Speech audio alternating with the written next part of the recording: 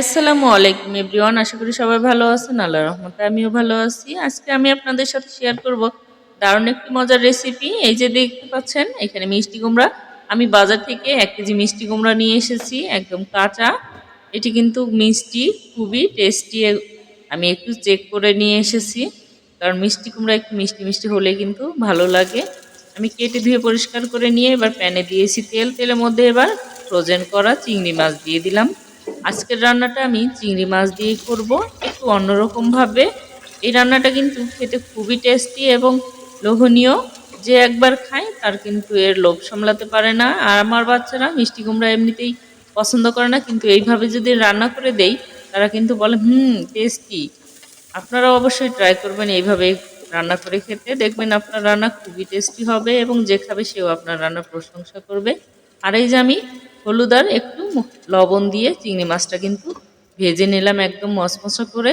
আমি এর পরবর্তীতে এই চিংড়ি মাছটা মিষ্টি কুমড়ার সাথে ব্যবহার করব, তাই একটু ভেজে উঠিয়ে রাখলাম। এখন আমি দিয়ে দিব প্যানে আবারও তেল। এই তেলেই আমি রান্না করব। দিয়ে দিচ্ছি পাঁচফোড়ন। পাঁচফোড়নটা একটু লাল লাল করে ভেজে নিলাম, যাতে সবগুলো মশলা একটু ভাজা ভাজা হয়। তার মধ্যে দিয়ে দিলাম এবার রসুন থেতো করে। কয়েক কোষ রসুন আমি একটু থেতো করে দিয়েছি, এর ফ্লেভার সুন্দর হবে এবং খেতে টেস্টি হবে এই জন্য। আর এখন দিয়ে দিলাম বেশ খানিক পেঁয়াজ কুচি। পেঁয়াজটা একটু বেশি দিতে হয়, দিলে কিন্তু এই রান্নার টেস্ট খুবই ভালো হয় আর সবজির সাথে একদম মাখা মাখা হয়। আমি যেহেতু বেশি ঝোল রাখবো না, একদম মাখা মাখা তরকারি করব, তাই এইখানে পেঁয়াজটা বেশি দিলাম। এখন দিয়ে দিলাম সেই মিষ্টি কুমড়া। মিষ্টি কুমড়াটা একটু লবণ দিয়ে ভালো করে মিশিয়ে তারপরে সব ধরনের মশলা ব্যবহার করব। লবণটা এবার মিশে গেল। এখন দিয়ে দিচ্ছি হলুদের গুঁড়ো, তারপরে দিলাম মরিচের গুঁড়ো। আমি এখানে অল্প পরিমাণে মরিচের গুঁড়ো ব্যবহার করেছি, কারণ আমি পরবর্তীতে কাঁচা মরিচ ব্যবহার করব, তাই একটু টেস্টের জন্য একটু মরিচের গুঁড়ো দিয়ে দিলাম। দিয়ে এবার ভালো করে মিশিয়ে ঢাকনা দিয়ে ঢেকে সিদ্ধ হতে দিব। আমি একটু এইভাবেই ঢাকনা দিয়ে ঢেকে ঢেকে কষিয়ে নিচ্ছি। আপনারাও অবশ্যই এইভাবেই ট্রাই করবেন, দেখবেন আপনার রান্না খুবই টেস্টি হবে।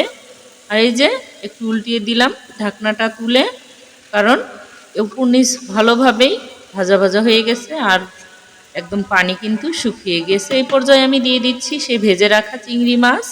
চিংড়ি মাছটা এখন দিয়ে আমি ভালো করে মিশিয়ে নিচ্ছি। দেখুন এখনই কিন্তু মিষ্টি কুমড়াটা সিদ্ধ হয়ে আঠালো ভাব চলে আসছে আর চিংড়ি মাছটা দেওয়াতে একটা সুন্দর ফ্লেভার বের হয়েছে।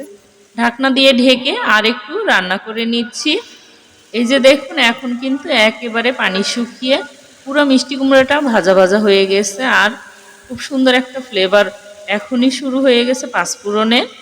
এই পর্যায়ে আমি অল্প একটু পরিমাণ পানি দিয়ে দিব, কারণ বেশি পানি দেব না, অল্প পানিতেই আমি এই রান্নাটা করব, যেহেতু আমার মিষ্টি কুমড়াটা আগেই সিদ্ধ হয়ে গিয়েছে।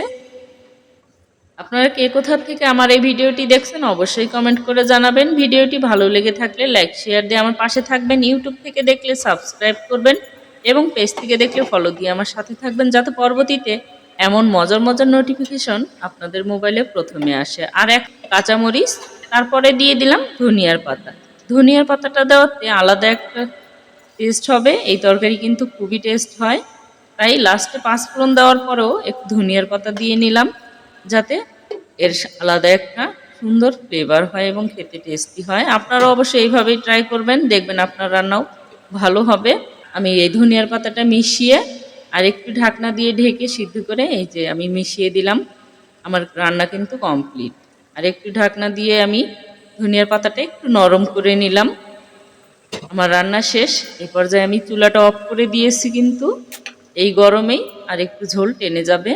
এই যে একদম মাখা মাখা আমার মিষ্টি কুমড়া রান্না কেমন হলো অবশ্যই কমেন্ট করে জানাবেন। আমার রান্না শেষ। ধন্যবাদ সবাইকে আমার এই ভিডিওটি দেখার জন্য, আমার সাথে থাকার জন্য। Thanks for watching. আল্লাহ হাফেজ।